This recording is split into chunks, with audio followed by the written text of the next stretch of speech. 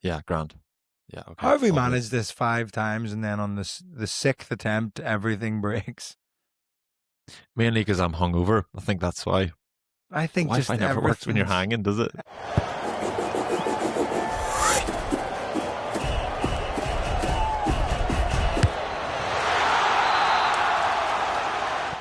Hello and welcome to the final episode of the first series of Hands Away with Trimble and Angelone. We made it. This is the sixth episode of hour-long episodes, Mm-hmm. none of which have been an hour. This is the season finale. Feature length season finale. We've done 5 Joe Rogan length podcasts. And we've finally arrived at the season finale of Hands Away. And what a Six Nations it's been to react to.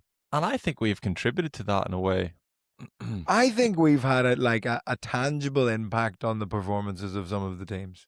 Well, it's a sample size of one, and it's correlation or causation. But I believe we are causing the Six Nations to be a huge hit in growing the game. Honestly, I think we gave Wales the kick up the arse that they needed. Uh-huh. And if we're not very, very mean to them, to quote them in their lovely little articles, then they don't pull it out of the bag and have sort of a salvaged bit of pride at the end of the tournament. You know what I mean? Yeah. Yeah. We And yeah, something special. Everybody's saying best Six Nations ever. I mean, I don't have a clear idea in my mind of like a top, a top 3 or whatever of Six Nations that have gone before, other than just like ones where Ireland were class. Yeah.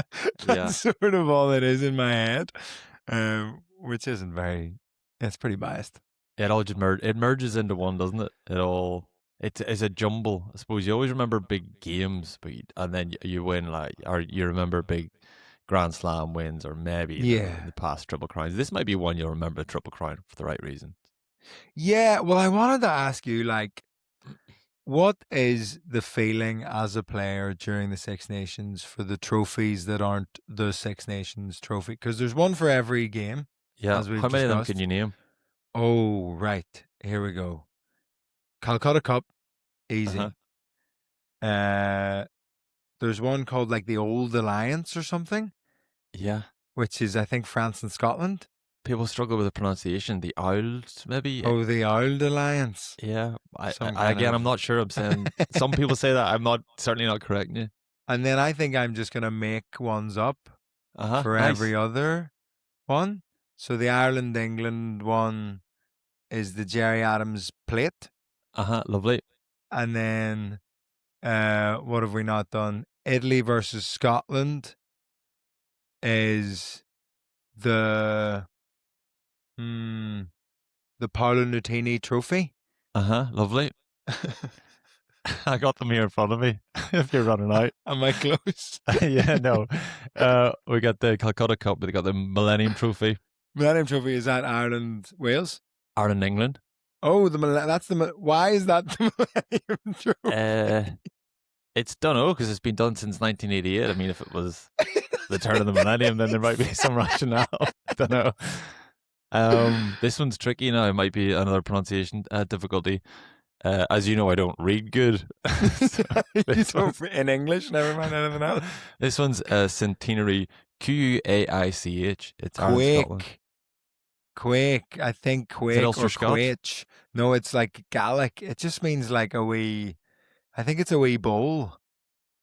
I don't think they would be happy with me calling their sort of ancient ceremonial, symbol just a wee bowl. But as far as I'm aware, it's just a wee bowl.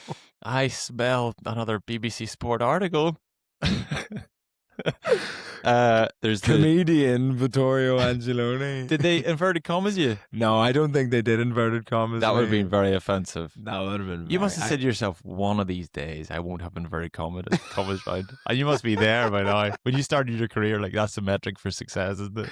Well, it's almost a metric for success when you start getting the inverted commas is on social media comments. Okay. Because then people are like, after the last leg, there was a lot of comedian in inverted commas, failed comedian, this, that, and the other. Like Uh, there was a lot of that, and it's only when you like to people's perception are like, you know, above your station, because we don't uh-huh. get that on like Mike and my podcast where we're just sat on a sofa talking shite. Like nobody's annoyed that we're sat on a sofa talking shite. People are annoyed that I'm on Channel 4. Yeah, yeah. So, yeah, what is it? Yeah, you just get away. Comedians always get away with everything, though. Is it just like being called a comedian? Comedians get away with everything. I Yeah, don't they know if always we do. get No away comedians with get everything. comedians don't get cancelled. They get people try to cancel them, but they're too. I don't know.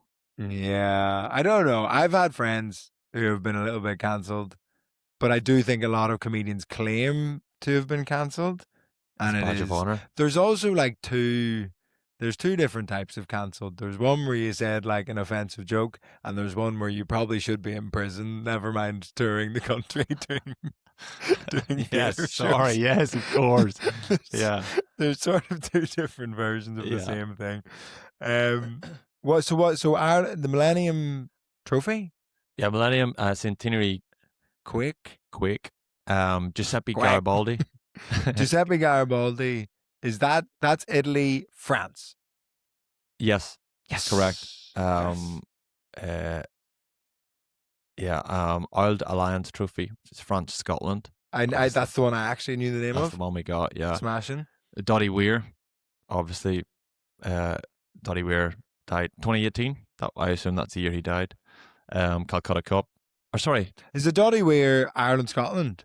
Dottie Weir. Sorry, it's Wales, Scotland, Scotland. Wales, Yeah. Scotland. Right, yeah. Sorry, I said Calcutta Cup, but I just don't read good. It's Cutita, Cuttita, Scotland, Italy. Cutita.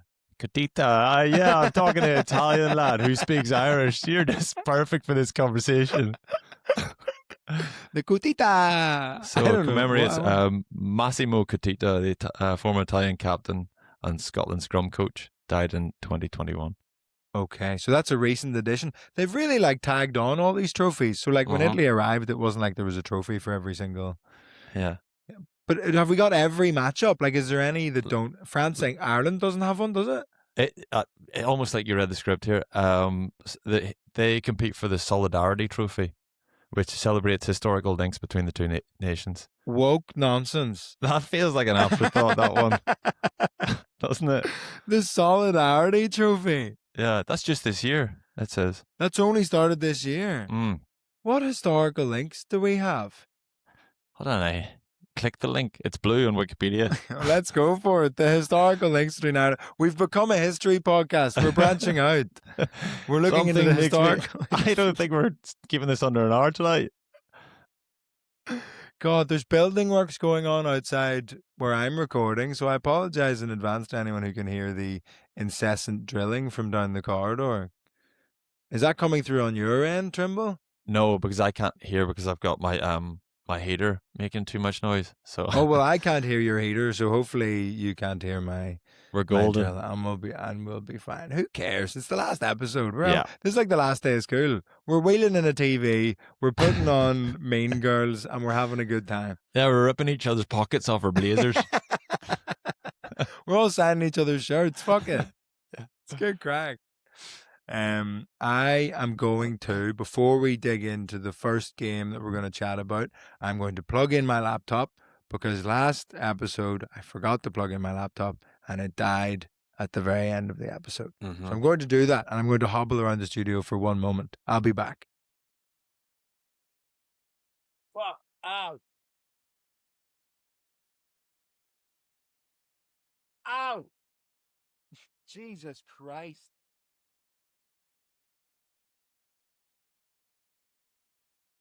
Right. Here we go.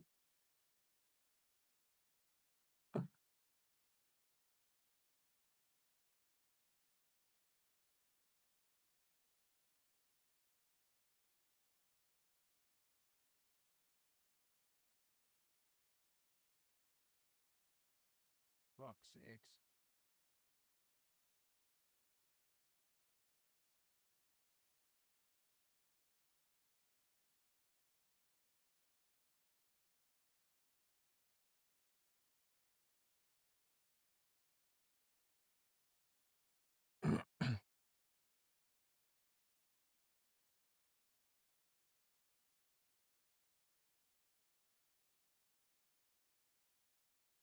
Contrary to popular belief, having a fractured ankle is not good fun. So that you just give me a moment there to read up on historical links between France and Ireland. Here we go. What have you got? In 1796, inspired by the French Revolution, the Society of United Irishmen began the uprising against British rule in Ireland. Did you know that was inspired by the French Revolution? No, the French Well, inspired the Ra. Yeah, apparently, yeah. Le Yeah, you should Ra. summarize it to that. It just sounds a little bit more flippant when you say it like that, doesn't it? We get t-shirts made with that slogan on it. French inspired the Ra. The IRA. Little rooster logo. Get a very classy jersey and everything made up. Le Crunch. Balaclava merch. Pale blue balaclavas for the last episode of Six Nations. So yeah, the ankle now is it's up. It's gone into the next category of severity. What did I say last time? That I think you'd said, I don't know if you said this on air or not, but you said that they thought there might be a hairline fracture, but it wasn't confirmed. They were waiting to send it off to someone else. Were confirmed hairline fracture. It was funny. I was recording a podcast when they because it was just a phone follow-up appointment, which I actually really like. As an addition to the NHS's repertoire, where it's just like, you don't need to come in, we'll just phone you and tell you what's wrong. But I missed their call a couple of times, so the doctor just left me a voicemail and was like, "It seems a bit loose." It is a bit. You got cancer, by the way. Sorry. Call me when you get this. Just real voice note energy. Sorry, mate, just driving. You're fucked. That's the crack. You're fucked. No, have a seat. Take a seat, would you? Yeah. Are you sitting down? I can't hear you because you're not on the phone. But of course I'm sitting down. My leg's fucked. But yeah, hairline fracture of the ankle. So in the boot they've said 4 to 6 weeks, which makes sort of my toxic masculinity go, well, it'll be 4 because I'm an athlete. And I've got excellent recovery, and I'll be back in the game before you know it. It probably won't be. I'd say it'll be 6 weeks because I am overdoing it. So yeah, my weekend was 2 full on. Middlesbrough Thursday, Sheffield Friday, Dublin Saturday, and then Edinburgh Sunday. That was my weekend, all on a fractured ankle, which was an imposition more on my cousin / tour manager than it was on me. But I'm feeling like I need to be horizontal for about 5 days now. Yeah, he was looking after you because we left the Bridge Bar and we were on foot, and then we went back to the hotel and we were going to get a taxi from the hotel, and she was like, "You never get a taxi here." And I was like, "Oh." Those lads were in a busier place in town trying to get a taxi across town, so it was it was chaotic. Yeah, it was all a bit mad after a good game, the Ireland game, but we'll get into that in a minute. But basically, point is, we're still hungover from Saturday evening. Absolutely. So if you're expecting high energy podcasting, this is not the episode for you. Change over to what's a good high energy podcast they could get involved with. What's the highest energy rugby podcast? It's not the Dan Cole, Ben Youngs one, I'll tell you It's not. for free. Is it not? It might be slightly more high energy now with the English perspective. Yeah, true. They've had a much better one for sure. Rugby Pod or Rugby Pod, you've got Tim Hamilton, just there's an intensity to everything he says on Rugby Pod. So maybe switch over to the Rugby Pod if you're looking for a bit more intensity. I think we have the least intensity of any rugby podcast on the market. That's our cross to bear. Low intensity for longer than you'd imagine. Exactly. We're marathon runners. Great cardio on the Hands Away podcast. Anyway, first match to talk about is the one that we watched the least of because we were at the pub after the Ireland match, and it was on truly in the background of mostly pints and chips. Italy versus Wales. Yeah. So it is great to see Italy. It is great to see Wales bounce back, and for sure the ball. It looked like there was a good old buzz, and just watching highlights back, it looked like Millennium Stadium. Even Aviva, that was a Triple Crown game, an incredible product, amazing. But I'm told down in that bottom tier, it still was a little bit flat. But Millennium Stadium just seems to always deliver. Yeah, I mean it's just a proper sort of it's an overused word, but cauldron. Mm. and the atmosphere does feel like contained in it. And I think I was disappointed to not see Italy sort of reach the heights that like we maybe thought at one point they were going to reach in this tournament. Like it does feel like it's nice to see them disappointed with fourth. You know what I mean? Yeah. But I had really, really high hopes for them. But also for the sake of sort of the narrative of the tournament, the fact that no team lost every game and no team won every game is just sort of like you say, just unbelievable kind of product and entertainment this Six Nations has been. Because for like, and that those were the two problems with the early part of the tournament. It was like, well, France are going to walk this and Wales are going to lose every game. But this last 2 weekends really have really like pulled that out of the bag in a sense. Yeah, and you would argue. I heard a couple of people saying actually Italy have been they've probably been the most consistent performer at this Six Nations because everybody else has been up and down. Everybody else has had moments they've been proud of, and then kind of really disappointed where they didn't deliver. And Italy up until the weekend, they were pretty consistent. Actually, one of their they probably got worse as the tournament went on because I don't think even their performance against England, even though it was a history making win, it was probably one of their poorest performances. For sure. And then same thing, then back that up a little bit. But they have, I think they've hopefully we're this is hard here because they're important. They've contributed in a big, meaningful way towards the Six Nations. But hopefully Italy are there for good, as in competitive for good, not just every now and again turning up, because they've done it for the last couple of seasons now, and they look like they've raised their game consistently. So yeah, hopefully that is Italy. That's where they're at now, and that's what we come to expect. And then similarly, just Wales. We need them pumping. We need Cardiff pumping at Six Nations weekends, and it looked like it was exactly that. I think it'd be really interesting to see a few fixtures from round one now.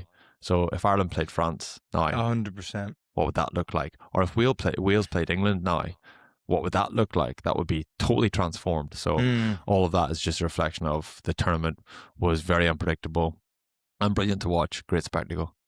I think maybe a game that I think will be frustrating in hindsight for Scotland is that first round, the Italy game, when they were just playing in a swamp. And you sort of think, God, is that sort of the make or break of Scotland's tournament? Just the fact that it was like, because that so doesn't suit them. And I think that has been Scotland's problem throughout the tournament of just like, they don't really know how to shut up shop and play sort of shit boring rugby. Yeah, and that's my temptation for that to be the criticism. Like, is there not an ounce of pragmatism in you lads? No. Can you not just catch a grip yourselves? Stop showing off, right? And just slow the thing down, kick it, do whatever you need to do. But to be fair, even on that day in the swamp, Italy played decent rugby. Yeah, and they managed it. So yeah. that criticism is a bit harsh. I still want to give it though, 'cause it's funny. Yeah, I know. But like, I mean, God, nightmare if you're a Scotland fan. You go to Rome. Surely for years and years and years, Scotland going to Rome and it's pissing with rain, you would go, tell you what, could be on here. Like, the Italians won't be used to this weather. But nowadays, Scotland play. Like, how have Scotland cultivated the style of rugby of like throwing the ball around in Scotland? Like, I just don't understand how that comes out of the weather of that country. I know. I reckon it's literally Finn Russell. He has literally transformed Scottish rugby, and I feel like the rest of them it took a while for them to follow suit. But do you remember what game was it? I think it was at Twickenham. Scotland came out in the second half. They were, I don't know how many points down. They came out in the second half, and then famously Finn Russell delivered this speech at halftime. We're not doing that anymore. Here's what we're doing. Follow me, lads. I'm going to fling it about. And it feels like that is kind of the template for the wider Scottish rugby. Finn Russell has been playing that way for years. Eventually, everybody just went, well, he's really talented. Let's all just buy into it and do what we're told. In the truest sense of like building a team around a player and suiting their style of play. And I don't know, like Ireland probably did like a similar thing with Sexton. Not in that like Sexton likes to throw the ball around as much as Finn Russell, but like tailoring the style of attacking play to suit, your best player, basically.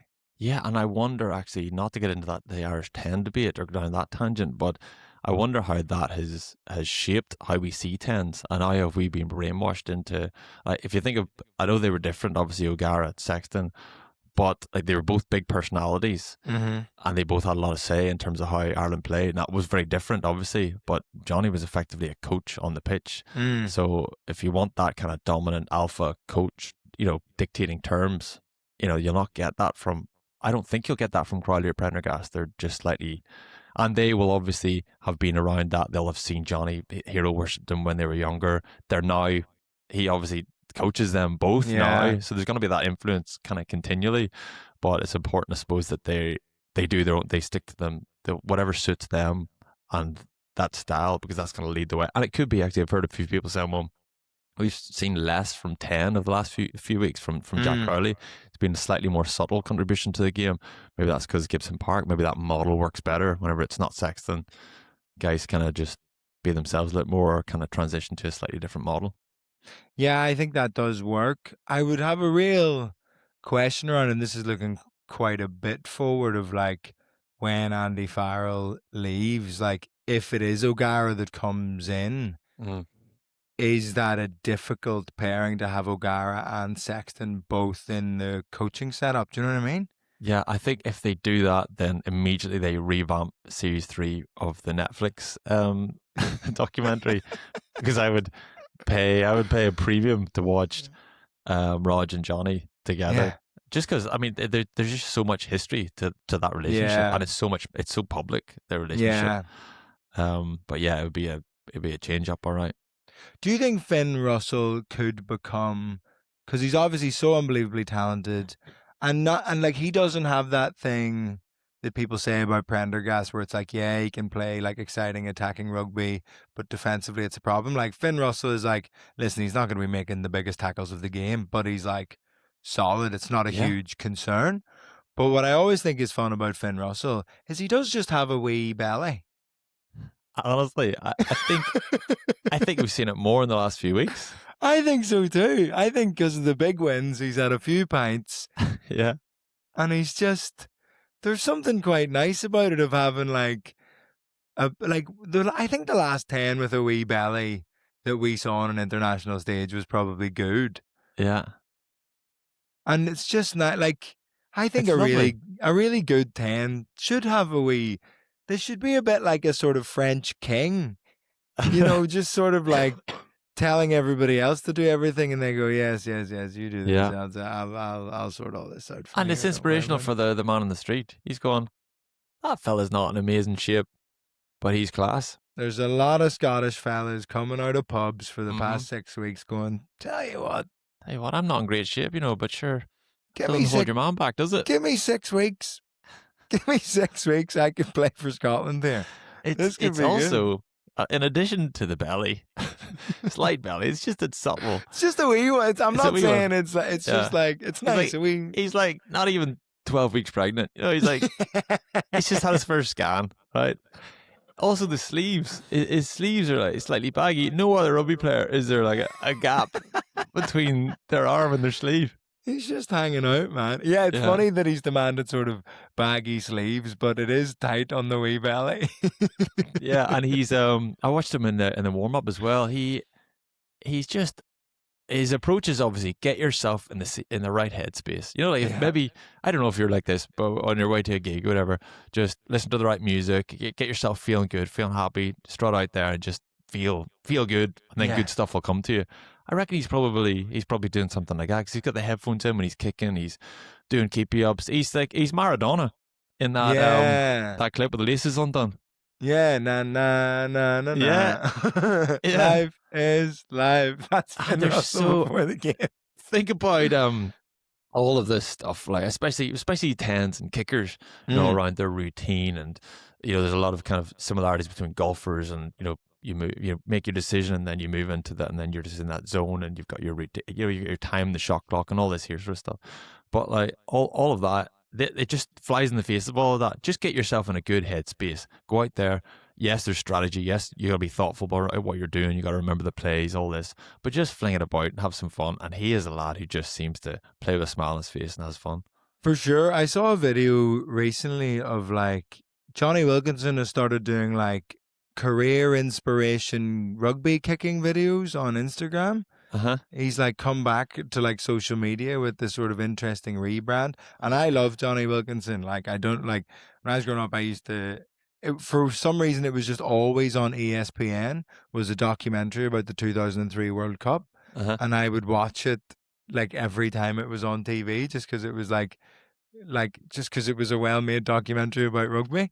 And Wilkinson started doing these sort of like inspirational things, but he has a thing about like a mistake that a lot of kickers make is you see them go like they either the try gets scored or they make the decision to go for the post and the penalty, and you see the kicker go and they like try to enter a different headspace for the kicking thing. Uh huh. Uh huh. Whereas Wilkinson's thing is like it's just another part of the game. Like you're sort of in your flow, you're in this zone, blah blah blah blah blah, playing. Why are you breaking up that rhythm just because it's kicking off a tee? Like you Mm-hmm. should just, it's all just part of the game. It's all just part of the game. And I feel like Finn Russell really has that, where he's just like, yeah, man, next thing, whatever.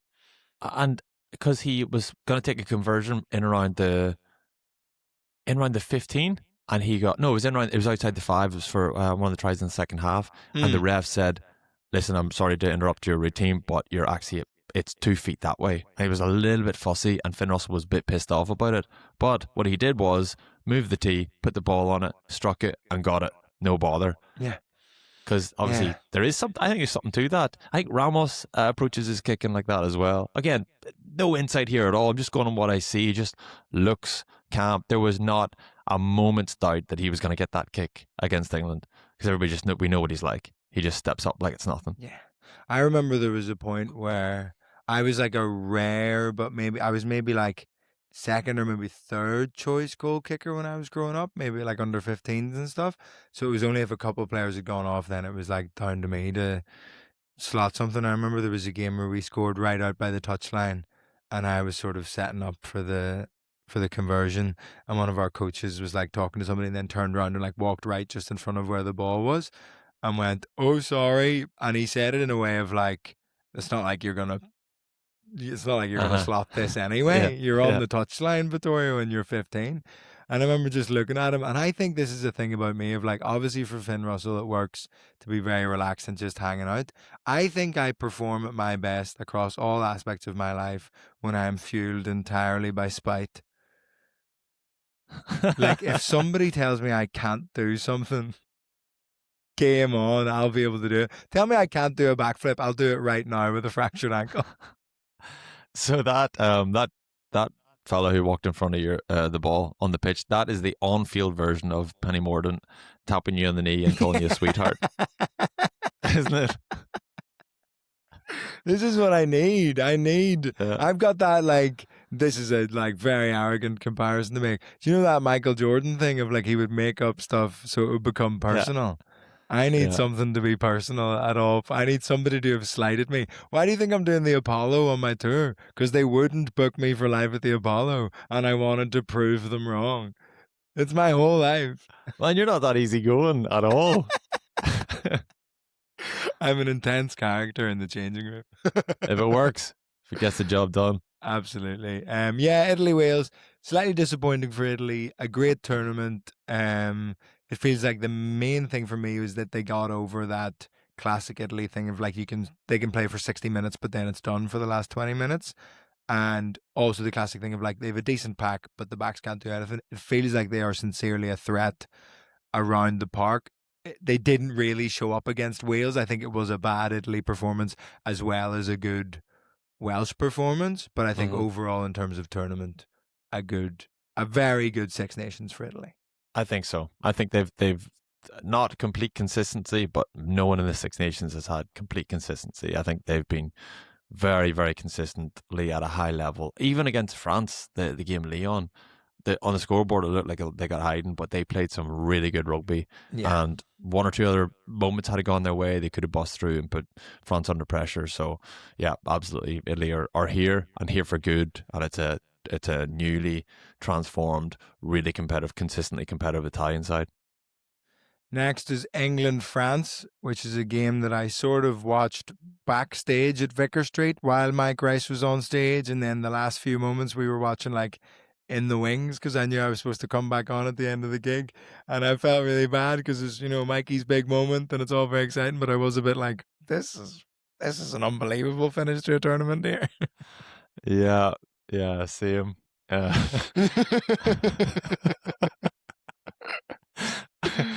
Yeah. It was how gutted were you whenever Ramos got or when they got the penalty and he slaughtered it? Because I was quite surprised with myself because it would go against my instincts to be supporting England now. But when I was watching the game, I was thinking, yeah, but come on, like, it's just my natural thing of like, Ireland could win the Six Nations this year, and that would be so stupid. Like one of the least deserved. I think that's the thing. If Ireland had won this year's Six Nations, truly we would have been one of the least deserved Six Nations of all time. Yeah, do you think so? I think I agree. I think all in the balance of it, France, despite being disappointed in the last two rounds, they were incredible. Even in moments in both those games, but certainly all three games, 80 minutes before that. So in the balance of it, France definitely were the best side. But just the Irish performances we saw at moments at Twickenham and in Dublin the last round against Scotland were good enough to be in the conversation. But I agree in principle. It just wouldn't be as clear with me. It felt like I was thinking of lads like Stuart McCloskey's the one I was thinking about. So when Henry Pollock makes the turnover and then looks for the offload, coughs up the ball, gives it away. In his head, he's going, Pollock's going, I've mucked up here. I've cost us a win in Paris. But Stuart McCloskey, it's like a butterfly effect. Like someone in another dimension has been affected by this. Stuart McCloskey has peaked late, obviously. He's never won a Six Nations before. Yeah. He's watching Henry Pollock on TV just going, if you fucking hold on to that ball, I win a Six Nations. Why are you throwing that offload? I mean, that is just... So there's a couple moments from England players where I go, lads, the Chesham try just turned like a shipping container, and he's just like, lad, a big ginger shipping container, just that way. It's such, and this is to like on the final episode of the first series of this podcast to tap back into what an absolutely forward-brained decision to just not think of any of the consequences of your actions and just go, I'm going to score a try and the England fans are that way, so I'm going to run towards them. Stupid idiot. Yeah, it was, it didn't date well, that decision, did it? I get it if you're not backing yourself, if like somebody's catching up to you or whatever. There was nobody anywhere near him. Obviously, he's hardly ever in that position. For sure. But when you see he runs like a proper athlete. He runs like a back. He looked quick. He should be in that position. He's likely to be in that position more often. So he's going to learn from that and finer details run towards the post. It felt, I mean, for that to be the moment where Henry Pollock is like shushing everybody. That's amazing. As well. And I still love Henry Pollock, by the way. Despite all this, I just don't know if he's up to it. I don't know. Up to it? What do you mean up to it? I don't know if he's up to international rugby. I think he can have his fun for Northampton and it's all very good crack and it's good branding. But look, he's very young and he may well sort of like sort out these little parts of his game that are very frustrating because he's always trying to do the spectacular thing. Uh-huh. And I think there's like a benefit to that. But I think it's almost the same symptoms as the Scotland team at large of like, can you just do something boring for a second? Because it would be very useful to us if something boring happened right now. Yeah. Yeah, I know. And this Six Nations has been the worst advert for that argument, I would say. Because up until this, I would have always had in my head, right, well, someone who plays well, club level, European Cup level, it's almost a different game. Test match rugby is different. And the way South Africa won World Cups has been different. And you got to have the ability to put squeeze in guys, manage tempo in games, be set piece oriented, get your defense, pumping and putting them under pressure. It's a pressure game, scoreboard pressure game, all Mm. that sort of stuff. But this Six Nations has kind of flown in the face of that. And we've seen just incredible tries, incredible moments of skill. Defenses have been on the back foot most of the Mm. Six Nations, I would argue. If that's the case, if you're going to play with that tempo and play that style of rugby, if rugby's going to go that direction as it seems to be going, then I think probably it is a place for Henry Pollock. Not that he couldn't do the old school test match, get things across the line, but I don't know. I feel like Henry Pollock is. I was the most boring rugby player you'll ever. I just never ever said anything, and I always got kind of stifled by the environment and feeling like I don't want to say something stupid. I'm going to get slagged by the lads. I don't want to give any ammunition to the opposition. I just love the way Henry Pollock is the complete opposite. Yeah. I love the way he gets on, and I think it's maybe just because he's everything that I wasn't. Again, not to make this is not a conversation about me, but that's why I feel like that. I just admire the way he gets on. I understand, and I think that there's a lot of place for forwards in the game how it's currently being played to be very exciting in the loose and stuff like that, and even so many moments throughout this tournament where you just see Dan Sheehan on the wing, and so many other hookers you'd go, how's he ended up there? But Dan Sheehan just wants to be there because he knows he can Mm-hmm. finish a try in the corner if he needs to. But I just I think Henry Pollock needs to sort out your basic stuff. He can't just be this rogue character that is for Northampton because it just gets punished too much Yeah. and into that sort of test level rugby and that I don't know, just that the complete lack of game management in the 79th minute to throw a sort of loose offload. And it's not even I think it was Freeman that he threw it to, maybe. Mm-hmm. It's not even like he was clean through at that point. It's Yeah. not even an offload that's going to definitely be a try. It's just an offload because that's how you play rugby and you can't switch that off in your head in the 79th minute Yeah. against So France. we it's a little bit rich of us to high five Finn Russell and criticize Pollock. That would be the only thing I would say.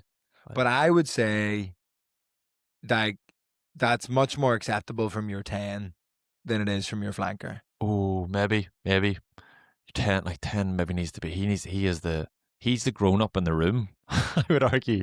I know what you mean, but isn't that? I think that has been an improvement in Finn Russell's game. Yes, he has, but then the argument would be, well, Henry Pollock, if you've got that level of talent, the raw ingredients are there. That needs to be nurtured, and in 5 years' time, he could be one of the best back rows around. I don't know. I think I don't so. know if I fully believe all this. I just say stuff. I just don't do so many podcasts. I just talk shit all the time. You've had 9 opinions this week on Henry Pollock, and they've all been different. Exactly. Yeah, I just don't know. I wanted to I think France are Can we talk about the kits? Yeah. That was stupid. Yeah. That was completely ridiculous. So was it a couple of weeks ago we had the conversation The around red and green thing. Yeah, the color blindness. Yeah. Absolutely insane. I mean, why would you solve that problem? Just make that problem for everyone else. What are we doing here? Yeah. Absolutely. Yeah, that was just ludicrous. I don't know who it's on. Obviously France wanted that to be their victory lap. And look, we'll call a spade a spade. It's a lovely top. Beautiful. Vintage. It is a lovely lovely top. I might buy one. I couldn't bring myself to buy one when Ireland still maybe could win the tournament, but I might buy one for my week. That's a real top that really exposes a wee belly. And I think might look quite bad on me, but I'll just go a size up and have baggy sleeves that's how much you like it. That's it. That's that's a huge endorsement. So you will buy that top, but what you won't do in that top is play a test match against England. That's where you draw the line. Well, so this is the question: whose fault is it? Because it's in Paris, the game. It's a France home game, so you sort of think, well, you're allowed to wear your home shirt, which is normally a very different blue than the sort of baby blue that they went for. And then is it just is the home shirt away shirt thing the home team get to wear whatever they want and then the away team have to sort of like compromise to make it sensible. I thought, and this is typical rugby, pretentiousness and the spirit of rugby. I thought the emphasis was on the home team Oh, to, really? yeah. But then why is it called an away shirt? Isn't it like an away shirt, like a football thing more? I Or don't know if they maybe it's like a call it second kit, an alternate. yeah, Oh, I bet yeah. rugby people call it an alternate kit. We hate rugby people. We're rugby people, but we hate rugby people, don't we? We're an Those, anti-rugby rugby podcast. yeah, those people call them laws as well. That the laws people call it an alternate kit. Absolutely Yeah, 100% the laws people call it yeah, an alternate kit. But in any case, whoever's decision it is, obviously 3 weeks ago the French said, we're wearing these fancy tops and there's nothing you can do about it. Surely somebody just goes, well, then England are going to wear red. yeah. Well, that decision should have been made. Just because it's just such a distraction. Yeah. Although I don't know if have you noticed has this been on like Twitter or like Reddit? Has there been people talking about this? Anecdotally, I've bumped into a good few people who've mentioned this. Yeah. And also, It's I a big think thing. the proof of the kit clash between France and England is that BL Beret, while he's going in for one of his tries, hands off Adesogbe. He did, yeah. I saw that. He can't even tell the difference between the teams. Yeah. Yeah, he palmed him. He got a wee burst though from him, didn't he? Yeah, he sort of springboarded burst of off acceleration. Adesogbe. Yeah. Yeah. Yeah, that bothered me. It's like, it's just a stupid talking point. One thing about France as well, I think, is like, Dupont is obviously best player in the world. Like, I'm not denying that whatsoever, but we all have like off days, and you just have a game where you're not playing that well. It's not all clicking, it's not all flowing. And I think France are slightly too reluctant to sort of pull him off the pitch, even if he's not having the best game. I mean, you're a brave. That's a brave decision to take the punt off, isn't it? Always, no matter how well he's going. Like, and there's probably plenty of examples in the past whenever he's just been having a quiet game, he's not quite looked himself, and then he has one big moment and it completely disrupts, changes the momentum of a game. So you're brave to do that. And like coaches, referees, they're all just like the rest of us. You kind of look up to these guys and you think, oh, geez, they've got a wealth of knowledge. They've got all this data in front of them, all these spreadsheets, and they just make all these decisions. But sometimes I reckon it's just, no way, he's class, keep him on. It's just as simple as that. Dupont, fuck off. What about fuck off? What about you leave? What about that?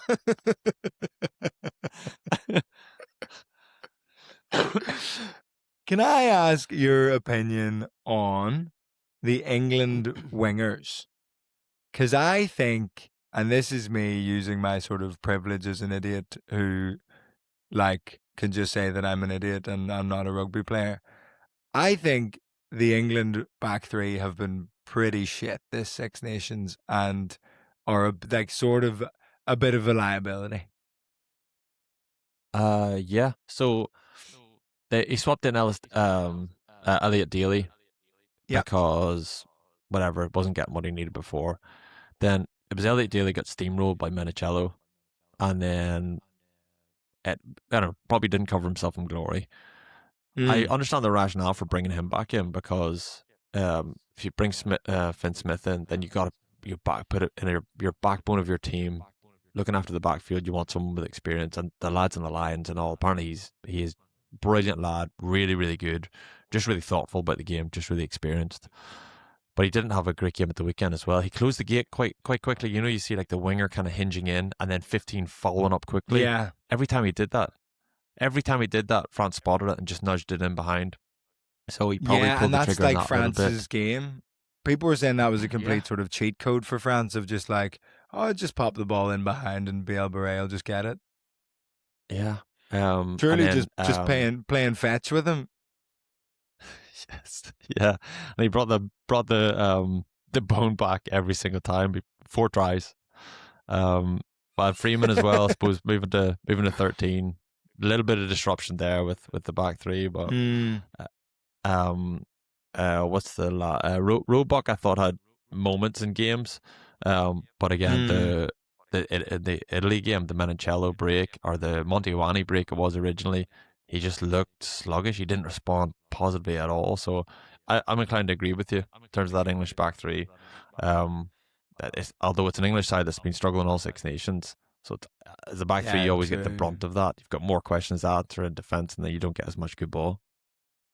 Yeah, you sort of get the blame. I always hated playing fullback for that. Of like, there's no platform at the scrum. We're losing every line out, but you sort of have to make these scramble tackles at the very last ditch attempt, and everybody goes flip six, and it's Mm. like just because I'm the last person to try and tackle him doesn't mean that it's my fault that he scored a try. Everybody else had a chance to tackle him as well.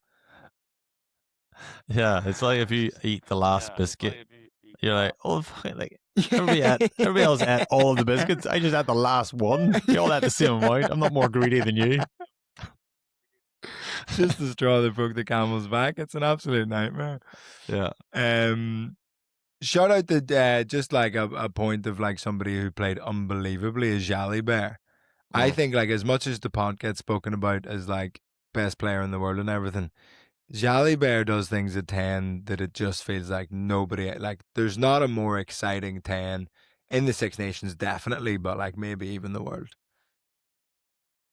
I agree. I think he's incredible. I think he's just got this ability. He's got this X factor. He does everything. He's got the running threat. He doesn't need to worry about the goal kicking, which is an interesting thing because I've always heard tens in the past talk about if they're not kicking, then it feels like that they can't be part of the. It's one of their one piece of their performance kind of missing, and I don't need get to that feel at like they're all. driving that. But yeah, Do you know what I mean? Like I I just I think wonder if like you're it's still like pulling the strings, you're doing this, that, and the other. You just don't have this like pressure. mm, It just feels like an entirely separate part of the game that it's like, I think that's just real ego chat of being like, well, I need to be the mm. one getting all the points as well. Yeah. I need to be the best player on this team. I can't have someone else being the best player on this team.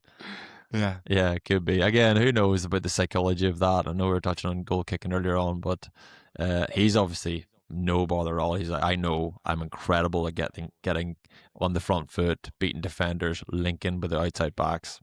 It doesn't seem to affect him at all. I think he's Yeah. absolutely incredible. Yeah.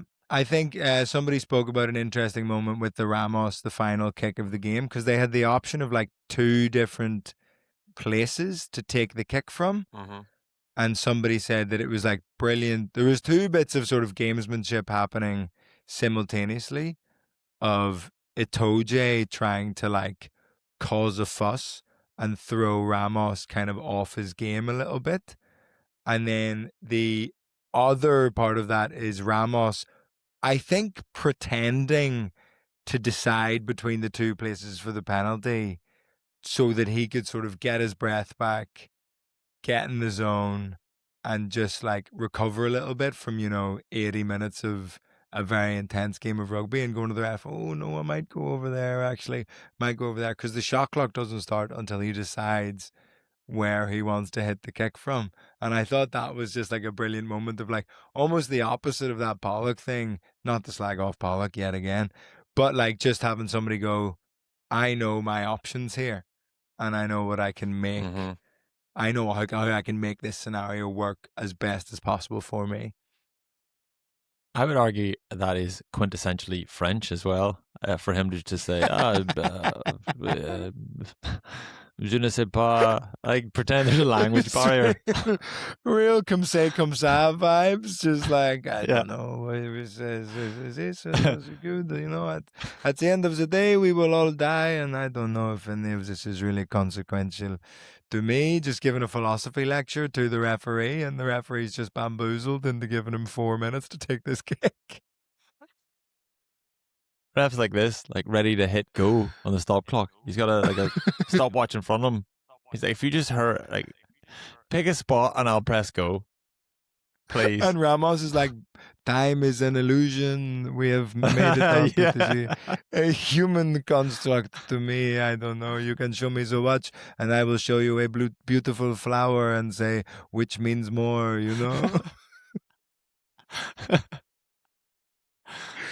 Yeah, On that's genius. England, Next level from Ramos. on England, do like it feels like there is a want from the players a bit, and maybe it's just like how they stylistically decided to go after France a bit. They want to play more expansive rugby. They want to throw the ball around. It feels like that's where rugby is moving towards. It's what's being incentivized. And is Steve Borthwick and his very stats based, pragmatic, boring Borthwick ball that might have got them 12 wins on the bounce in the lead up to the tournament? Has it been sort of found out that Borthwick maybe isn't the guy for today's style of rugby?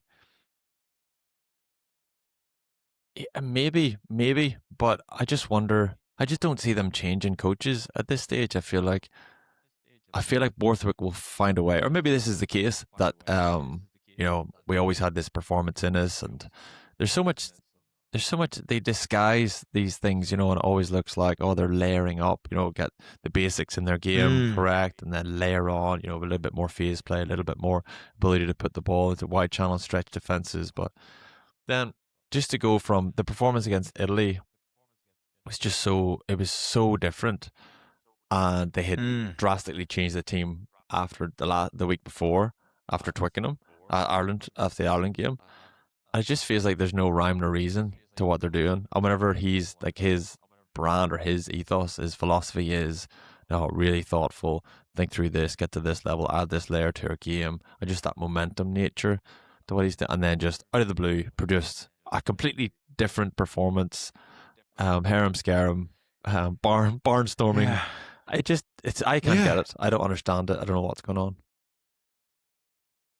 Yeah, it seems like even though that was obviously a brilliant performance from England, it's not exactly heartening for them to be like, it finally all came together and we played how we wanted to play from the first game of the Six Nations. It's sort of just confusing more than it is like exciting for an England fan, I would imagine. Yeah, and it gets him off the hook. It buys him a little bit more time. He's definitely getting less pressure, and he got obviously RFU came out and vouched for him. But yeah, I'd say they probably will, but maybe not. But yeah, confusing. I wonder if there'll be debates internally behind the scenes, going, "This is the way we have to go. We're only continuing with this if we play Mm. this style of rugby." But again, it's kind of anecdotal. That one game, I mean, you could get punished as well if you played that type of rugby away in Paris.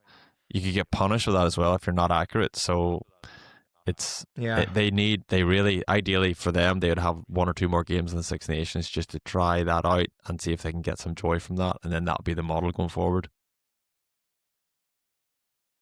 Yeah. Right. Before we do another ad read, I'm going to try and change my laptop to connect to my phone's hotspot to see if that helps matters on the connection front.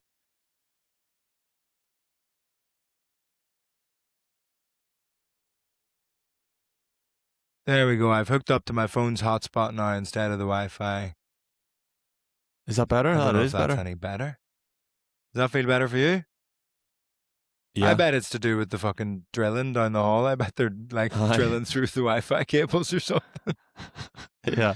That Right, is when we do better. this ad read, I'll have a much more involved edit than I normally do in this podcast, but Yeah. Jeez, that's a I'll pain in the figure it arse, out. lad. Sorry. I'll be alright, don't worry. It's the last time I have to do it.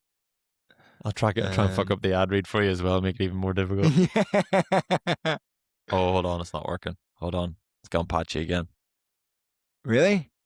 Yeah, it went out and straight back in. Actually, maybe that's all right. Can you still hear me? Okay. Yeah, I can hear you okay. Oh, grand. Okay. We'll go for it.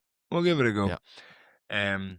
We have another ad read to do because we did it so well last week that the beautiful people at NordVPN have agreed to sponsor yet another episode. When I'm out of the country on tour around the UK and Ireland and America, get your tickets now. It's tough to watch all the Ireland games. That's where NordVPN comes in.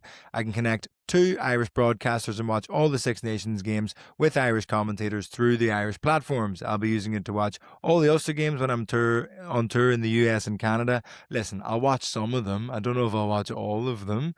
But I'll give it a go while I'm touring America for a month. But the line that they've put in the ad read is so that I can soft tum wherever I am in the world, which is pretty good actually from them. You're washing your hands of that line. You don't want credit for that line. Ireland are going to turn the summer as well. Obviously, they're playing Australia, Japan, and New Zealand in the new Nations Championship.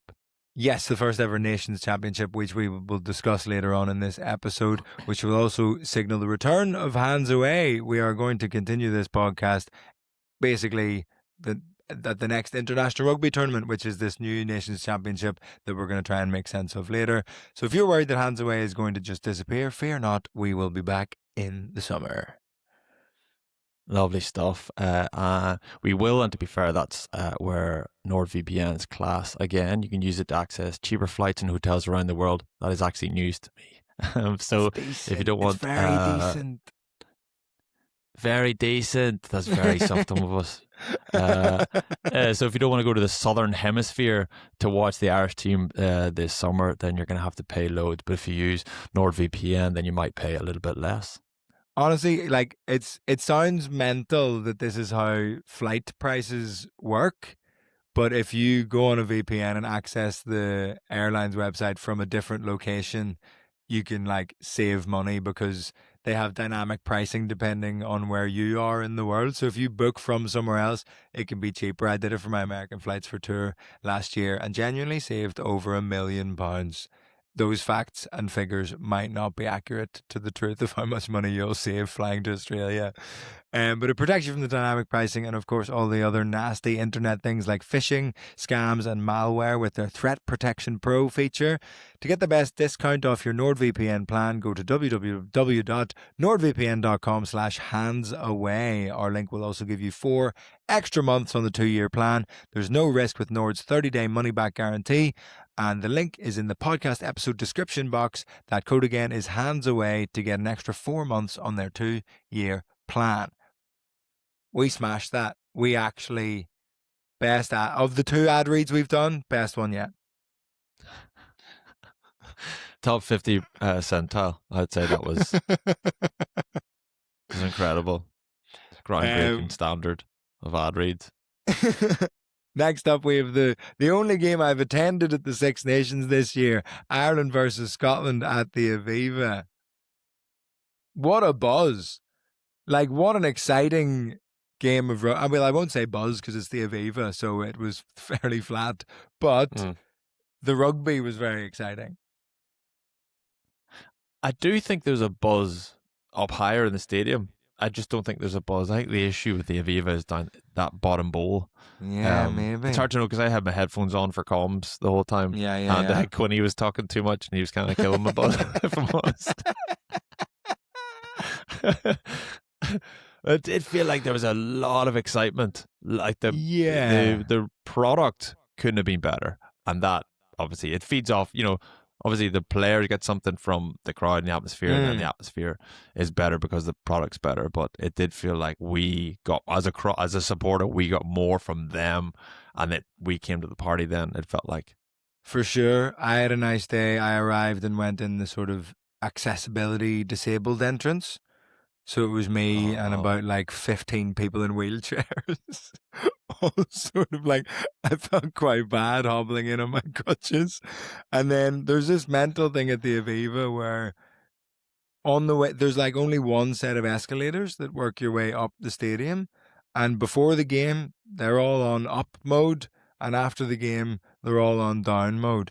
And we showed the people our tickets and they were like, yeah, go on up there. So we go up the escalator and then we get to the sort of, like, we end up in this sort of premium lounge bit where people have clearly had like a pre-match dinner thing. And I was like, I don't think this is where our tickets are. And we go up to somebody and go, oh, we're in this block. And they would go, oh, that's downstairs. And we were like, but none of the escalators go down right now. And I'm on crutches. And there's also no stairs. So you just can't get down. And they were like, oh, you can try the lifts, but they're all on like priority access because they've got stuff going up and down for like the start of the game for the anthems and everything. So you press a button and then nothing happens. So how I got down to my seat while missing the anthems at the start of the Ireland-Scotland game was I was in a goods lift with 2 bins and 6 waiters.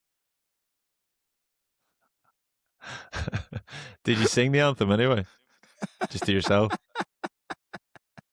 Just with the waiters who don't speak English, just there going, "Come the day and come the hour."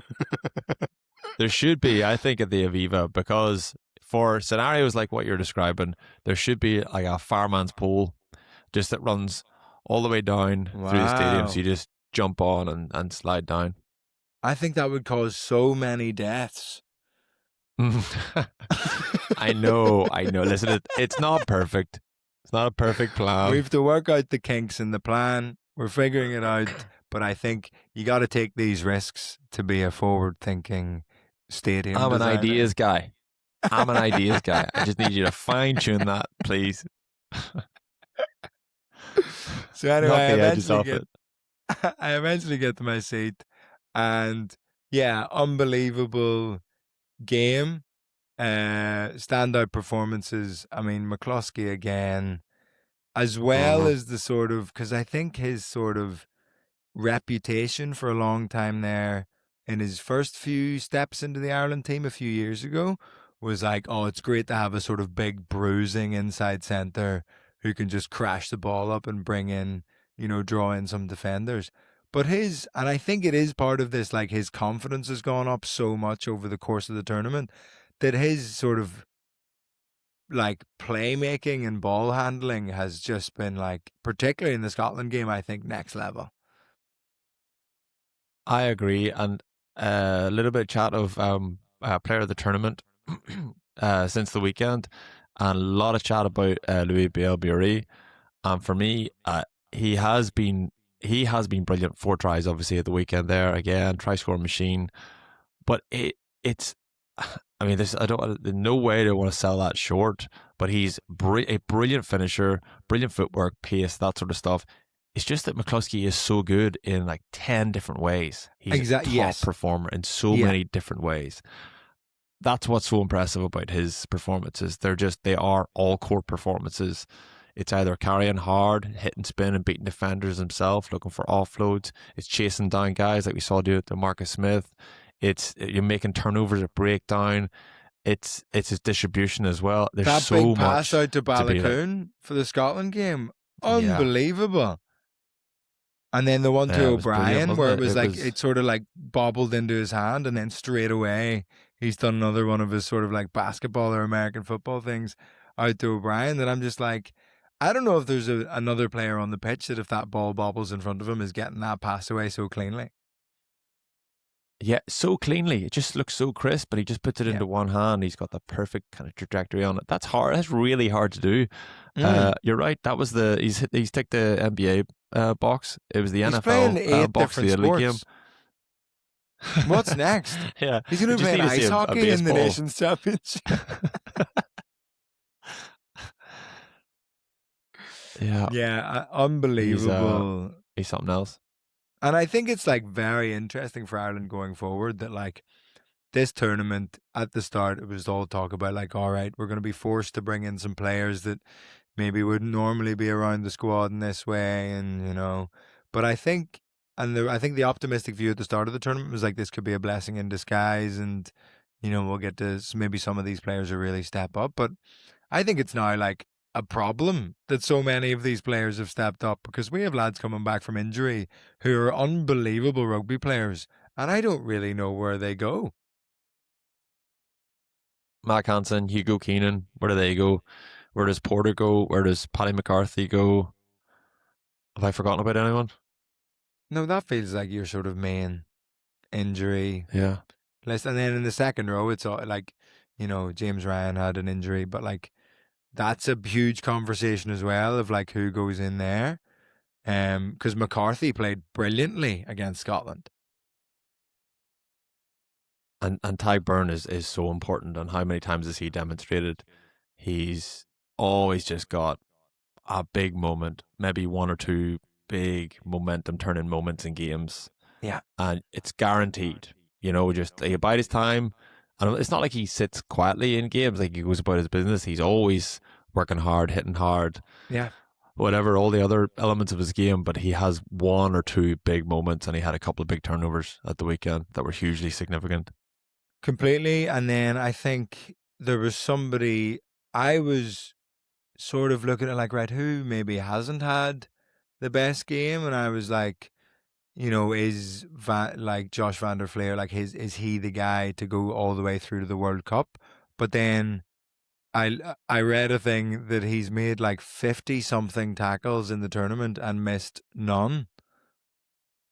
And you just think that Wow. is the definition of sort of unseen flanker dirty work that makes a huge difference to a team, but that doesn't show up in any of the sort of highlight reels. I didn't realize that with him either. And actually, after the game, I heard they were coming back up to us in comms, and then they were doing their pitch side Mm-hmm. conversation. And Carney said he got through a mountain of work today, and I sort of went, "Oh, interesting." And I just looked up his stats on the screen in front of me. I was like, "Oh, yeah, I know what you mean." I That didn't strike me in the game, Yeah. but yeah, but those types of guys and those types of performances, they make your team tick. And I know Farrell really appreciates that and sees the benefit in that. And then the other thing with Van der Fleer is you can take him off and you get a huge impact from Nick Timoney as well. So Oh we didn't my ever have that in God. the past. Timoney, unbelievable. Like a proper sort of like, he's hunting for turnovers at every breakdown and he's making big hits. And he's just like, it feels like a proper number 7, which I think we Mm. haven't had a second option of in a good while. Yeah, I felt a little bit like a Sean O'Brien performance from Nick Timoney. Just Mm. physical, acceleration, mean, winning collisions. I don't know if he had any offloads. I kind of associate Shawnee with one of those guys who steamrolls someone, then just a little bit of an Yeah, offload. yeah, But it yeah. just looked like a bit of a Shawnee O'Brien performance from him. Yeah, I think like it's interesting for Ireland. I think hugely positive from start of tournament to end of tournament. We were sort of at panic stations after week 1. But we've had 4 or 5 players come through and really make a name for himself. I'm still not sure on Ringrose, but I don't know where else we go really other than him. And maybe it is just that thing of like, is it a hangover from O'Driscoll in the same way we have that hangover from Sexton of like we expect so much from the 13 position, whereas Ringrose is sort of making tackles, making good defensive reads a lot of the time, not dropping the ball, shifting it out when he needs to, hitting crashes when he needs to. Like he's not this game breaker that O'Driscoll was, but like maybe we don't need that necessarily. Yeah, he did though. He made the 13 jersey his own for a few years after O'Driscoll. Mm, So it feels like, well, if he could thrive there. And we've seen glimpses, I think, up until the Lions and maybe on the Lions tour before he got his injury, his concussion. I think we saw, oh, okay, this is a kind of reminder of where he can get to. And mm, we've seen glimpses of it throughout the competition as well, but it's in subtle ways. It's in little tip-ons or carrying hard, but we don't see those big, big game-changing moments from him that we mm. used to see. And he started slipping off a few too many of those tackles as well. I'm a big fan of. I think you are. We talked about this before. You're a big fan as well. Huge There's fan, something huge there. fan. Just yeah, it just feels like we need to. I mean, it'll come if he's part of that environment. All that environment has made every one of those players better. I think Yeah. he's a senior kind of player in that environment. No doubt he's contributing to that environment, but hopefully he's still getting better as well. But I agree. It just feels like we could get a little bit more from him. And like, how do you think it felt like Ireland sort of neutralized a lot of Scotland's sort of big threats that have been so exciting throughout the tournament? Obviously, they like still scored like their tries and whatever, and it wasn't like I think that what everybody's saying is like the scoreline didn't reflect the Yeah. the game necessarily, but I do think we kept a lid on White and Russell in a way that maybe other teams haven't managed to. I think our defense was better than Scotland. I think Scotland with ball in hand were brilliant again. Mm, Not a million miles off as brilliant as they were against France. I think we were just a little bit more clinical with ball in hand. We mm, just were very efficient. We just scored 4 or 5 phases earlier than Scotland scored. So I felt like our yeah. defense just was a bit more resilient and we were a little bit more clinical with ball in hand. And it's always like there's always that's always my memories of big Irish performances. It's often the backbone. It's built on a big, tough, rising defensive performance. And I do Mm. think that's, as much as we were clinical with ball in hand, I do think it was off the back of being brilliant defensively. And yes, Scotland broke us down a few times, but that's more a reflection of how good they were. And the fact that we made them work really hard for it maybe just tired them a little bit more. And ultimately, they wilted around in round 65. Mm. I thought Crowley had a good game again. Like again, like it's not like he's throwing these crazy passes that are getting in for tries, but when you have Gibson Park playing so well and McCloskey playing so well either side of him, I just think he just needs to shift the ball on, and he did that. And I thought we really saw the benefit of Crowley versus the potential Prendergast of like Crowley was very solid defensively and just made all the tackles that he needed to make throughout the game. Hello, the internet gods have been trying to stop us. They can't handle the hot takes of our. They can't handle so much rugby knowledge coming through the sort of podcast sphere, actually. The expert analysis is just damaging the Wi Fi in both of our localities. Very few people can handle the level of insight that we're providing. But let's rattle through it quickly before it happens again. Yeah. Yes, exactly. Okay, let's just before there's even a jump in the Wi-Fi whatsoever, we're rattling through. Balakoon was great. I hope his arm's okay. I was very worried about him when he hurt his arm. I was saying before, Crowley, I think just makes those tackles, and every so often, and it's very harsh that this is always the comparison. I see Crowley make a tackle, and I go, I don't know if Prendergast is making that tackle. Yeah, I think that a lot of people have responded the same way, especially because the defense was such an important part of what happened from an Irish perspective at the weekend, and he's a big part of that. And just having a weak point in that it's so damaging. I don't think I've ever maybe appreciated just how. Because I've been in part of teams before, and you kind of appreciate there's a weak defender, or maybe there's somebody who's been through a lot of work, and they're tired, and they're covering your inside shoulder, and there's all these kind of factors coming into it. But yeah, it has really shone a light on how important it is to have everybody contributing to that defensive effort. And then great performances like from Frawley when he came on. I thought he slotted in brilliantly. Yeah, nice to see. There's been one or two kind of redemption arcs, redemption stories. I think McCloskey's been the biggest one because he's been so patient Yeah. for a long time. A lot of the Ulster guys, actually, to be fair. But Frawley's one of those because he kind of became credible in South Africa with the drop goals, and he became, wow, no, he's a real viable option here. Let's look and see. And then he just kind of disappeared so quickly. It was New Zealand game the following autumn. He just had a poor game, and it just seems so harsh that one poor performance could just like smash all your chances. And I really like the fact that he's gone to Connacht next year as well. I think it just shows that he's serious about this. He really wants to roll the dice and just get himself back in the frame.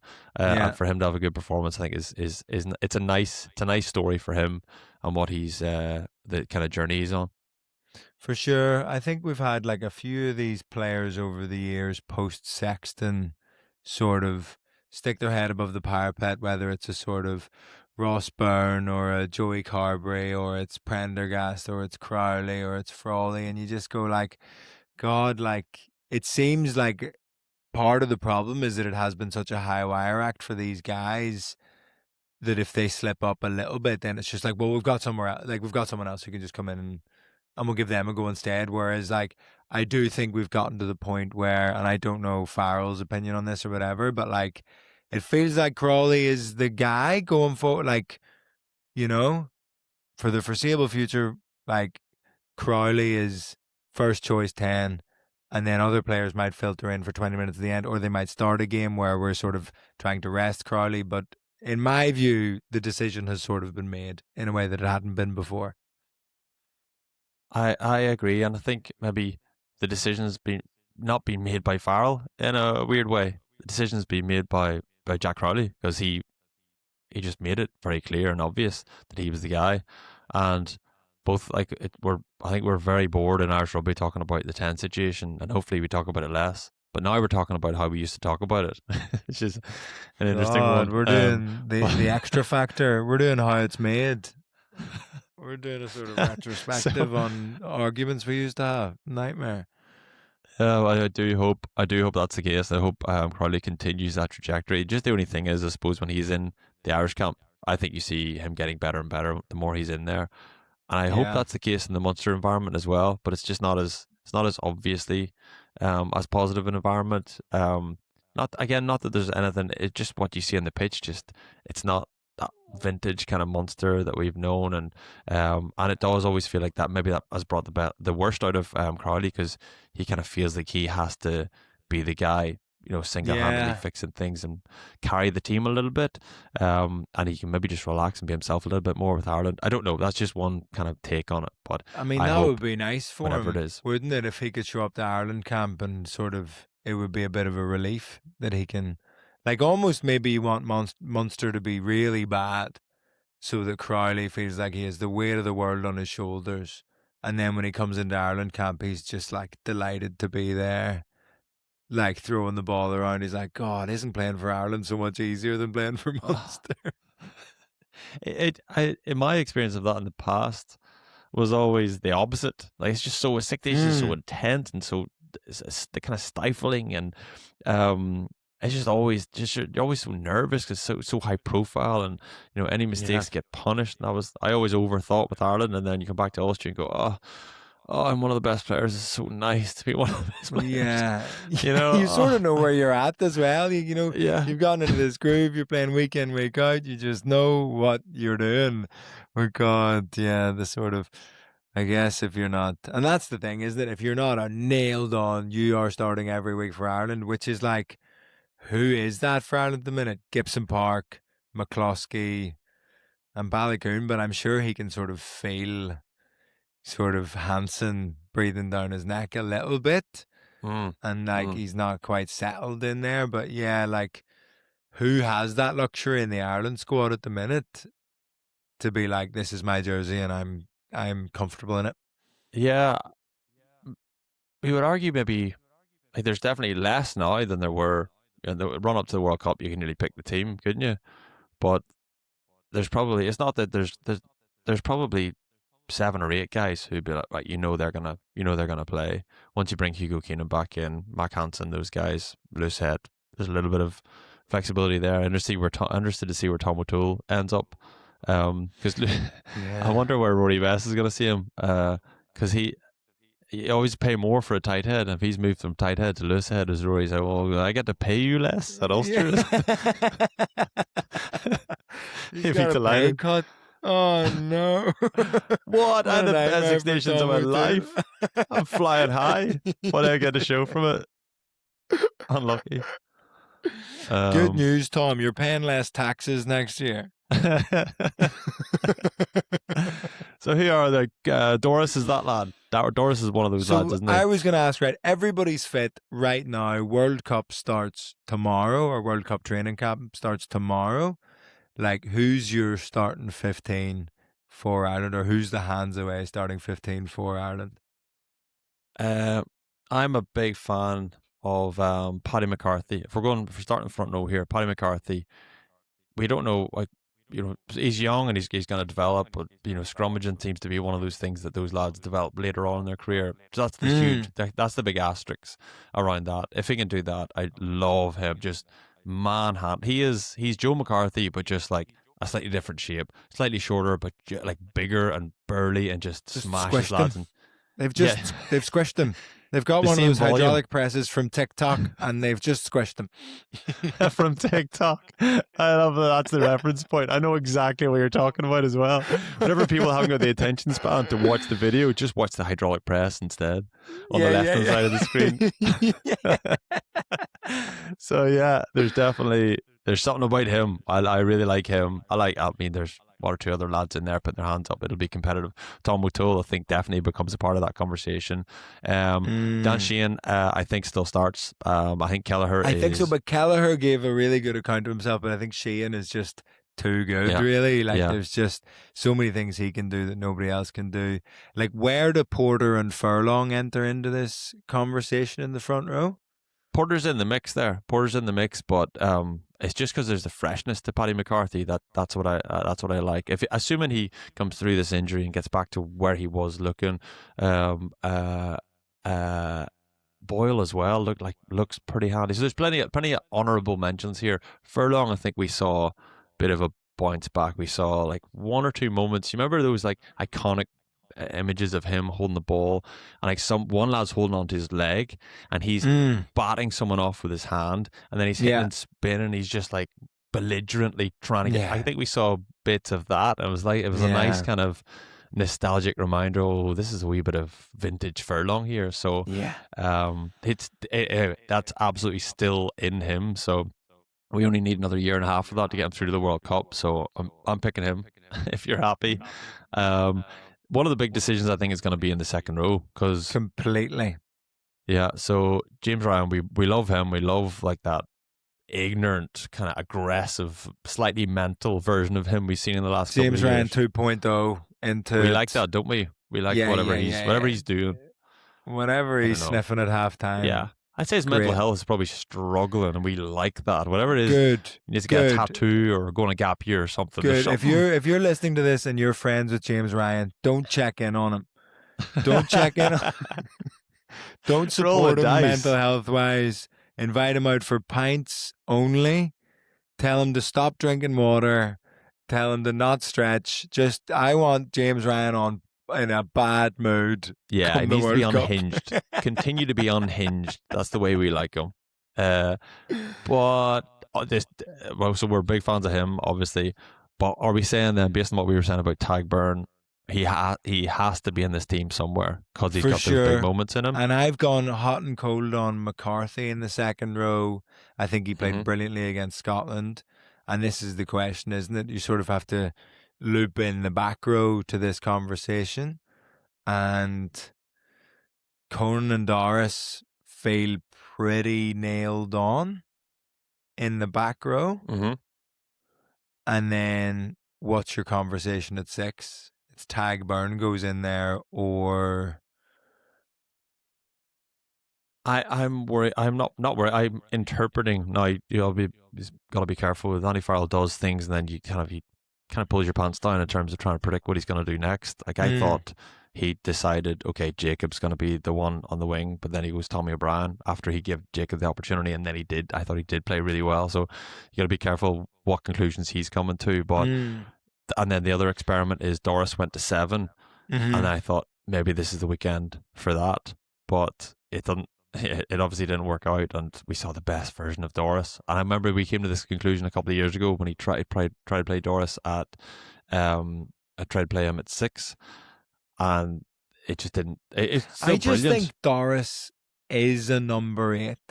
Like in the truest sense of, like, there's a lot of players who can play across the back row. Like I think Conan can play at 6, and I think we've had lots of players over the years that can fit into that in different ways. Like Sean O'Brien could play at 6 and could play at 8, and like he could probably play like across the back row.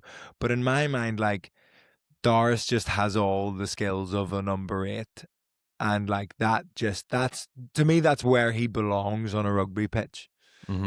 So Conan, though, then if that's what we're deciding, we have to have Joe McCarthy in the team, maybe probably for Scrum as well, but just being bullying lads. We want him and we want Ryan in the second row. Then we're going to have put Tagburn to 6. Doris is at 8, and we're going to put Josh at 7. So we're going to have Conan on the bench. How happy are you with that? I think Conan off the bench, like for Doris maybe, like works. You know, Conan doing those like sort of so aggressive ball carrying and making big hits and chasing turnovers like that in the last 20, 25 minutes. I think he can make a real impact. And he always the bench. does. Yeah, he's a specialist, isn't he? So the other ones that we could consider, I suppose, are Edogbo might get into the mix. Cormac Izuchukwu might get in the mix. Probably considers himself a bit unlucky after going well against Italy. I would say so as well. I think he had a very good game, and then it was like, all right, thanks, see you later. Yeah. Type of thing. Now we know you're international class. See you in a while. Yeah. Good to check in. Thought process. Yeah. Catch you next year. Good to know. I'll call you in a while. Yeah. And Ryan Baird is probably another one as well, who could end up being in the mix. Like he does that kind of slightly hybrid second row, back row, bit of a slightly more maybe athletic, rangy Tagburn, but you don't get what you get from Tagburn from him either. So yeah, are we? Oh, So Nick Timoney's coming off the bench as well. I think Timoney's great to have. I think he's it's tough to start him just because he doesn't like like I think he probably will start in a couple of years' time. You know, like Timothy could be the starting seven for Ireland, but I just think right now, like he is an off the bench sort of option much more so. So are we saying in the second row, McCarthy and Ryan, Uh huh. and then Tag Burn at 6, Mm-hmm. Caelan Doris at 8, Yeah. and who's our And starting 7? Josh at 7. Van der Flair at 7. Yeah, that I mean, yeah. And then on the bench, I mean, I'm very bad at like how bench breakdowns work, whether it's a 5-3 or a 6-2. Like, is it insane to have Conan and Timoney on the bench? Probably not. Really, you're not covered in the second row very well, but I guess you can sort of slot that in with somebody else. Tagburn can maybe he can move into the second row. Maybe someone like Joe Yeah, McCarthy maybe isn't. You'll get a big effort from him throwing lads around, but he maybe won't go 80 minutes for you. Maybe you go Tagburn into second row because he's got an engine to go 80. You bring Conan off the bench at 6 and Timony. We're happy with that, aren't we? that feels pretty good to me. Yeah, it does feel good. I'm surprised how neatly that whole conversation just came together. Feeling pretty good about whatever international this is that we're Yeah. selecting for. Apologies yet again to Cormac Izuchuku. He's just been Yeah. absolutely snubbed here, but see you next year, I guess.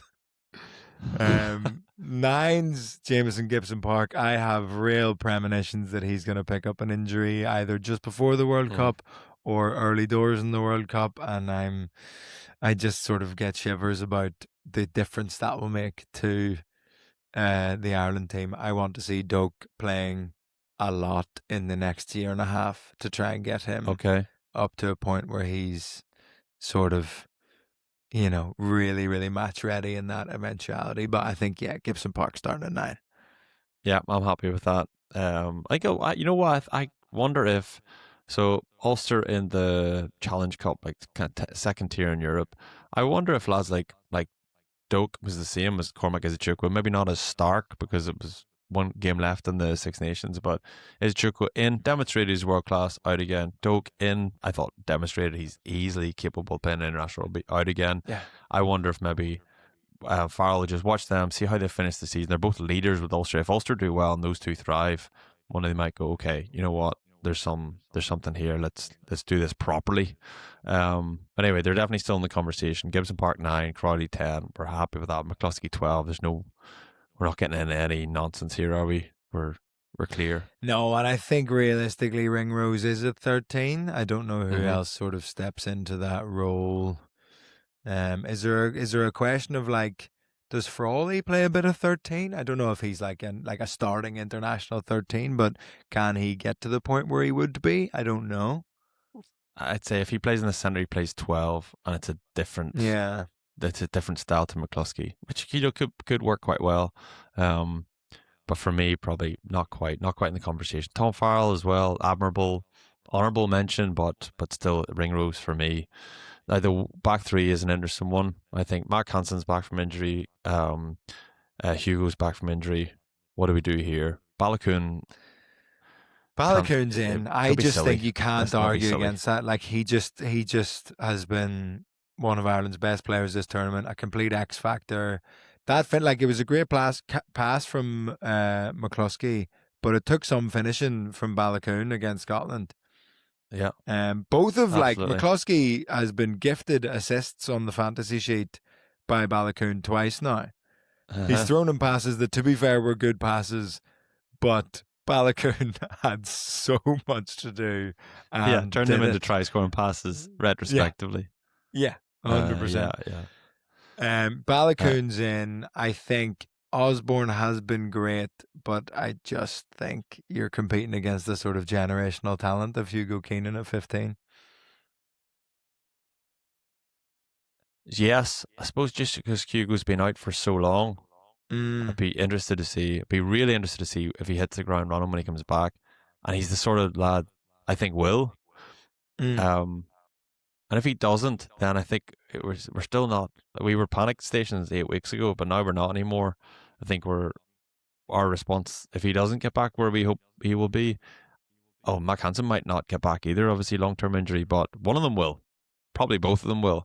I think Mac. You Probably have to have both of Mac them. Hansen.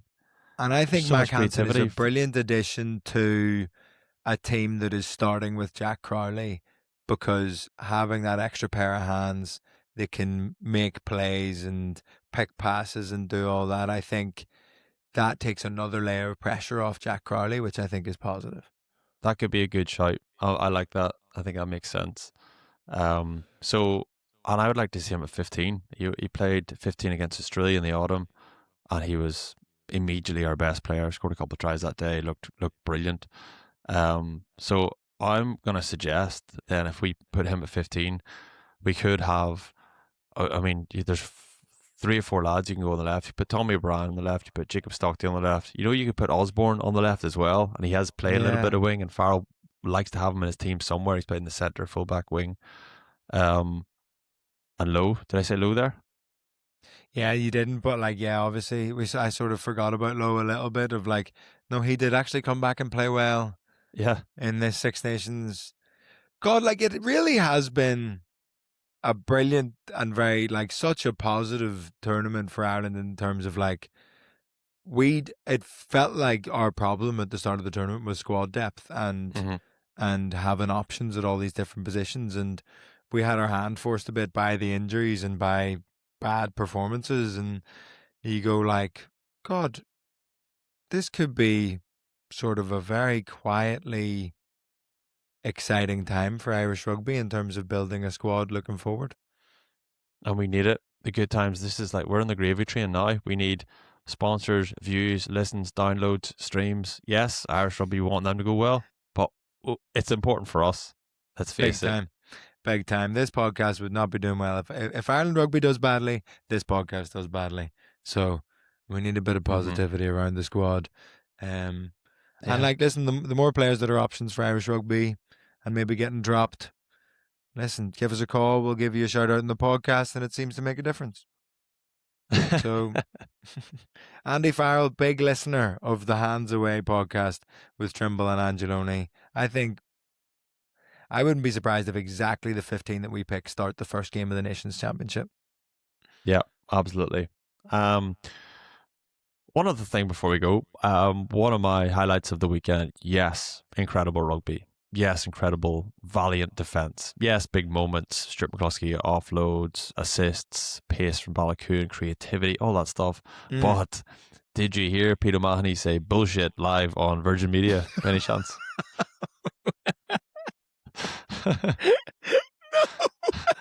Amazing. What did he say? What did he say bullshit to? So he was asked, because he's obviously been a big part of that Ireland-Scotland rivalry over the last number of years. So Yeah. Joe Malloy asked him, after the game this was, so he should be calm by this stage, right? After the game he was asked, who stepped up, who did that Pete kind of rousing, emotional, follow me guys, who did that Pete role today?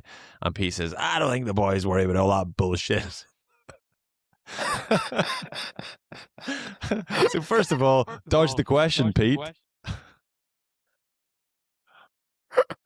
Got himself in trouble. Like, technically, punditry that isn't great because it's not like building on the question. It's just like completely shutting it down and also just saying bullshit on TV. Because I think O'Mahony maybe has his sights on like a Roy Keane of rugby type role of like a straight talking Cork man who doesn't take any bullshit, but he just needs to figure out when he's on a podcast and when he's on actual TV. Yeah, he was actually brilliant, to be fair, because he's only done that job a couple of times. Up until that moment came out of nowhere. It's not like, he was struggling and then he said bullshit. He'd been doing really, really well. He's very insightful and he's very current. And he just threw that grenade in just to kind of totally derail his punditry performance, which was strange. Did Malloy have to do like a, sorry for any of the younger viewers thing? I don't think he did. I actually don't think he apologized, but the lads all kind of were giggling and sniggering. And Malloy just went back to his notes. That's so funny. And O'Mahony, unlucky. Yeah. You're back to the gardening, I'm afraid. No more punditry for you. It was a great moment. Although those moments can make you as well. Sometimes it's just doing something stupid. Like I'm for thinking like sure. Tommy Bow, 10 siblings. Sometimes those moments can make you. Yeah, it's a me and Penny Mordaunt moment. Um, let's look ahead to. So this is the final episode of the Six Nations series. We're looking ahead to um Ireland being part of the Nations Championship. You, I feel like you have a clearer idea of what the Nations Championship is than me. Um, I could be wrong, but I have nearly I no read idea of what somewhere. the Nations Championship is. So if you know If you've anything, you're no ahead of idea, then me. yeah, I'm not saying I have a comprehensive, detailed idea of what it is, but slightly more than no idea, I suppose. I read somewhere this morning that, and people were commenting saying like this nation series that we heard about, we haven't heard anything more about it, so that's why a lot of us are kind of in the dark. I read there this morning that they said they wouldn't promote it or talk about it until after Six Nations, so I think it'll be a lot more on our radar now over the next kind of weeks and months in the build up to it. But yeah, basically, Northern Hemisphere teams go to Southern Hemisphere in July, Yep. play 3 test matches, and then return leg in November. They come up to us, play 3 matches, and then they split it into like playoff, and then playoffs are like a top four play semifinals, then 5 to 8 play semifinals. You know, for rankings 5 to 8. I Yeah, think yeah. that's what it is. Um, uh, or sorry, not semifinals. Finals at that stage. I think they do points and then it's finals. And then I think it's going to be like a festival of rugby, like a mini rugby tournament where they Nice. mark out the pitch with cones and they've got oranges at halftime. Class. Well, the first round, so this will be on the 4th of July. Shout out to any American listeners. We have New Zealand versus France in Christchurch. We have Australia versus Ireland in Sydney. We have Japan versus Italy in Tokyo. We have Fiji versus Wales in Cardiff. Uh, why is that one in Cardiff? Everybody else has gone to the Southern Hemisphere. Have they just decided that Welsh rugby can't afford the flights? I don't know what the crack is there. Why is that in Cardiff? Is it definitely in Cardiff? It's on their website. It says it's in Cardiff. Oh, wow. And then South Africa versus England in Johannesburg, and then Argentina versus Scotland in Cordoba. Unless, is this one of those weird colonial things where there's a place called Cardiff in Fiji? And the Cardiff and Fiji, do they have, in the main street that's pedestrianised, do they have people spilling into the streets after being pissed, having sex and pissing in the street? Is that Cardiff, Because it Fiji? says because it says Cardiff City Stadium, which I don't think is what like the Principality or the like. I've never heard it referred to as Cardiff City Stadium, so I actually think this might be in the Southern Hemisphere somewhere. That's amazing if it is. I mean, please answers on a postcard, and then I'll respond to your responses in 3 months' time. But that is absolutely wild. I'm excited for New Zealand France. That feels like a really sort of, two of the top teams in world rugby at the minute. Ireland, Australia, not too worried. Australia are been in a bit of a low moment. Um, Italy, a nice opportunity against Japan, I think, to sort of Yeah, put their yeah, stamp they'll on be like favourites, beyond I'd the Six say. Nations. We can compete and we can put in performances. Fiji Wales after that last Wales performance, you just never know. Um, Yeah, hopefully we tough. see Welsh rugby continue to Yeah, keep the momentum going. Yeah, tough for England to go to South Africa. I think after a difficult Six Nations and a difficult end to the Six Nations, even though it was a very good performance, but I think that'll be a very tough day at the office for England. yeah, it's great, isn't it? They just put their head. They just like a glimmer of hope for England. You're going to South And Africa. then you just have to go to Johannesburg. Have a good one, folks. Bye. See you later. And then Argentina, Scotland, I think will be a great game. I'm very much excited for it. I'm very much looking forward to podcasting about it. Thank you so much to everybody who's listened to Hands Away, the first ever series. This was like a mad idea that I think people seem to be enjoying. And we'll catch you during the Nations Championship and hopefully get better Wi Fi. But drop a Look comment forward if to you it, folks. enjoyed. Be subscribed. It'll all be on the same feed. And I'm on tour if you want to come see me. And Trimble's on every other rugby podcast. So if you want to listen to him, you can I'm hear going from off him. podcast for Lent. You're halfway through Lent and you've been Oh anything but shit! off podcasts. I've been on podcast for Lent. You haven't had a thought that wasn't broadcast for the whole of Lent. You have literally